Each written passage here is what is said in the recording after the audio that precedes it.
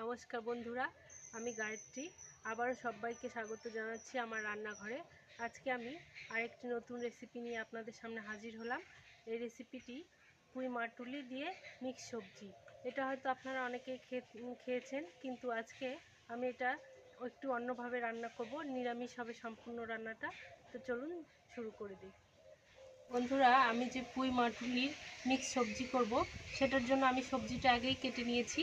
আপনারা এখানে দেখতে পাচ্ছেন, এখানে টমেটো নিয়ে নিয়েছি, নতুন আলু এরকম করে কেটে নিয়েছি, আর পুঁই মাটুলি নিয়েছি। পুঁই মাটুলিটা একটু বেশি নিয়েছি, আর শিম নিয়েছি, আর এখানে বেগুন নিয়েছি, আর নিয়েছি মূলো।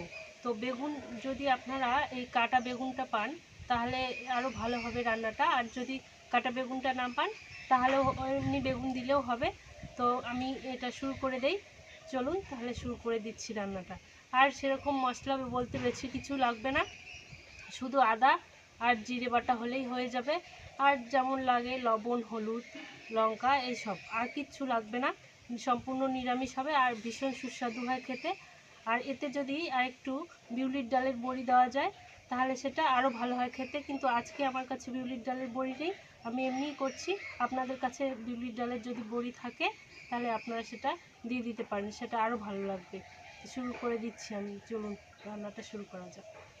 বন্ধুরা, উনানটা আমার এখানে জ্বলে গেছে।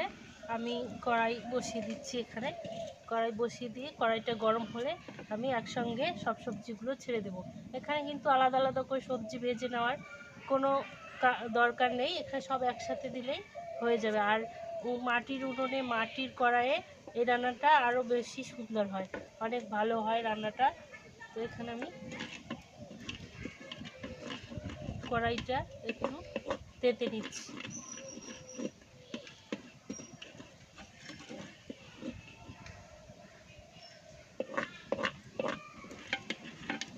বন্ধুরা, এখানে কড়াইটা কিন্তু গরম হয়ে গেছে। আমি এখানে তেল দিয়ে দিচ্ছি। এই রান্নাটা করতে খুব বেশি তেল লাগবে না, 2 চামচ মতো তেল দিয়ে দিচ্ছি। এই 2 চামচ তেলে কিন্তু রান্নাটা সম্পূর্ণ হয়ে যাবে। তো দেখুন, এখন কড়াইটাতে তেলটা আমি দিয়ে দিয়েছি। তেলটা একটু গরম হতে দেই। তেলটা একটু কড়াইয়ের গায়ে আমি এরকম করে লাগিয়ে নিচ্ছি, যাতে সব সবজিগুলোতে ভালো করে তেলটা হয়ে যায়। তো তেলটা এখানে আমার গরম হয়ে গেছে। এখানে আমি একটু 1/2 চামচ মতো পাঁচফোড়ন দিয়ে দিলাম। ফোড়ন দিয়ে করলে কিন্তু এই রান্নাটা আরও ভালো খেতে হবে। তো তেলটা আমার গরম হয়ে গেছে, ফোড়নটাও গরম হয়ে গেছে।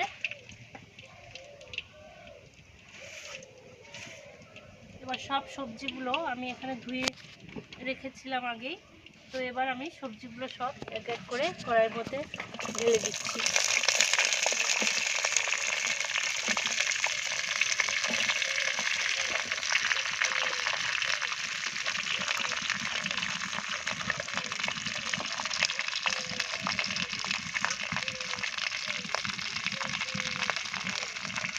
বন্ধুরা, কড়াইটাতে কিন্তু সবজি দেওয়া হয়ে গেছে। এবার আমি লবণ, হলুদ দিয়ে দিচ্ছি।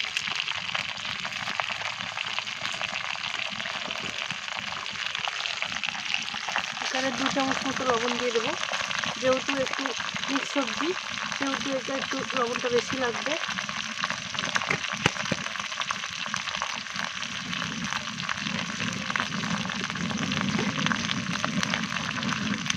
এখানে দিয়ে দিলাম 1/2 চামচ মতো হলুদ গুঁড়ো।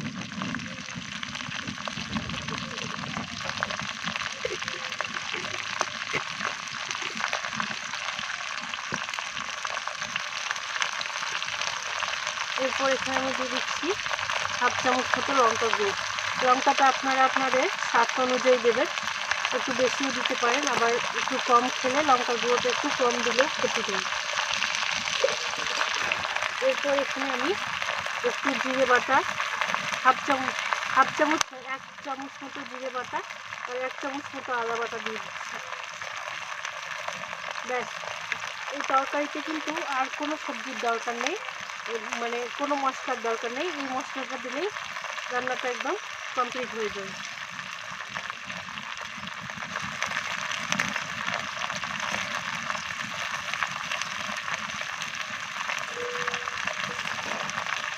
এবার আমি নাড়তে থাকবো একটু।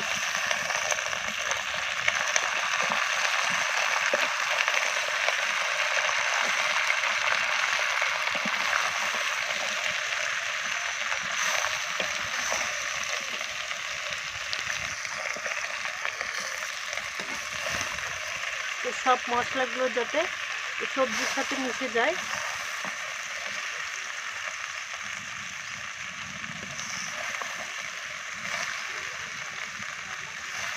বন্ধুরা এখানে আমি 5 মিনিট মতো নাড়াচাড়া করে নিয়েছি। লবণ হলুদ মশলা সব সবজিটার সঙ্গে মিশে গেছে। এবার আমি পরিমাণ মতো জল দিয়ে ঢাকা দিয়ে দেবো একটু। আর আমার এখানে কিছু করার দরকার নেই, এখানে একটু বেশি করে জল দিয়ে দিচ্ছি যাতে সবজিটা ভালো করে সেদ্ধ হয়ে যায়। জল আমি দিচ্ছি, মোটামুটি সবজিগুলো প্রায় সব ডুবে আছে, এই অনুযায়ী এই অনুপাতে আমি জলটা দিয়ে দিলাম। এখন আমি ঢাকা দিয়ে দেব। এখানে আমি ঢাকাটা দিয়ে দিচ্ছি। ঢাকা দিয়ে এখানে 20 মিনিট মতো রাখতে হবে। 20 মিনিট রাখলে কিন্তু সব সবজিগুলো ভালোভাবে সেদ্ধ হয়ে যাবে। ব্যাস, তারপরেই হয়ে যাবে, একটু কষিয়ে তারপরে হয়ে যাবে সবজিটা। এখানে আমি ঢাকা দিয়ে দিলাম। 20 মিনিট পর আবার আমি ঢাকনা খুলে আপনাদেরকে দেখাচ্ছি। এখানে আমার 20 মিনিট মতো হয়ে গেছে। আমার মনে হচ্ছে এটা হয়ে গেছে, জলটা শুকিয়ে গেছে। তো আমি এখানে এই হাতা দিয়ে এটা খুলে দেখি কতখানি জলটা শুকিয়ে গেল। শুকিয়ে গেলেই হয়ে যাবে। হাতাটা আমি খুলে নিয়েছি, দেখুন জলটা শুকিয়ে এসেছে। ব্যাস, এটা কষিয়ে কষিয়ে একদম শুকনো শুকনো করতে হবে, তাহলে হয়ে যাবে। দেখুন কি সুন্দর সেদ্ধ হয়ে গেছে। এবার আমি একটু নেড়ে চেড়ে বেগুনগুলো ঘেটে দেবো আর ওই পুঁই মাটিগুলোও ঘেটে দেবো, যাতে এটা এই সবজিটা আরও ভালো লাগে। দেখুন আলু কেটে দেখাচ্ছি, এই যে আলুটা কি সুন্দর কেটে গেল। তার মানে সব সবজি সেদ্ধ হয়ে গেছে। এখানে হয়ে গেছে প্রায় আমার এখানে।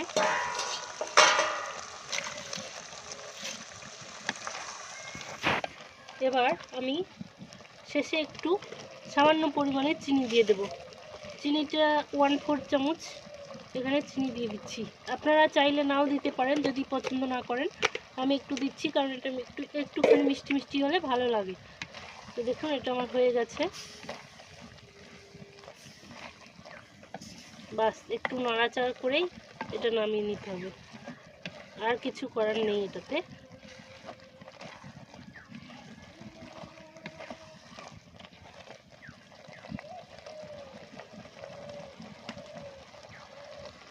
এরকম সিদ্ধ হয়ে গেছে।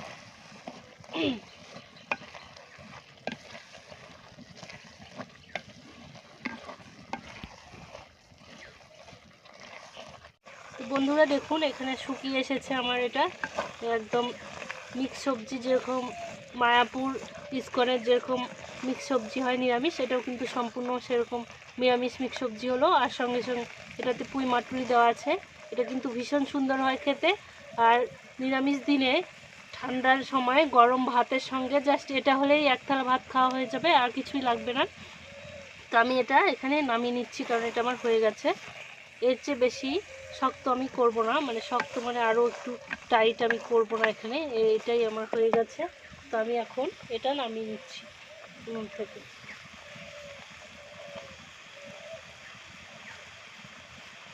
হয়ে গেছে, এটা নামিয়ে নিলে হয়ে গেল। ব্যাস, এবার একটা থালাতে নামিয়ে নিলেই ভাত খাওয়ার জন্য রেডি। তো বন্ধুরা তৈরি হয়ে গেল গরম গরম পুঁই মাটুলির সবজি। এটা কিন্তু সম্পূর্ণ নিরামিষ হবে। আর এটা আপনার বাড়িতে অবশ্যই তৈরি করে খেয়ে দেখুন, আমাকে কমেন্টে জানান। আশা করছি সবারই ভালো লাগবে। আমি জানি এটা ভালো লাগবে কারণ অসাধারণ খেতে হয়। তো বন্ধুরা আমাকে অবশ্যই কমেন্ট করে জানাবেন যে কেমন লাগলো আপনাদের খেতে। আর আমার চ্যানেল গায়ত্রী রান্নাঘর, এই চ্যানেলটি আপনারা সাবস্ক্রাইব করে দিন, লাইক করুন আর শেয়ার করুন। পাশে থাকার জন্য সবাইকে অসংখ্য ধন্যবাদ।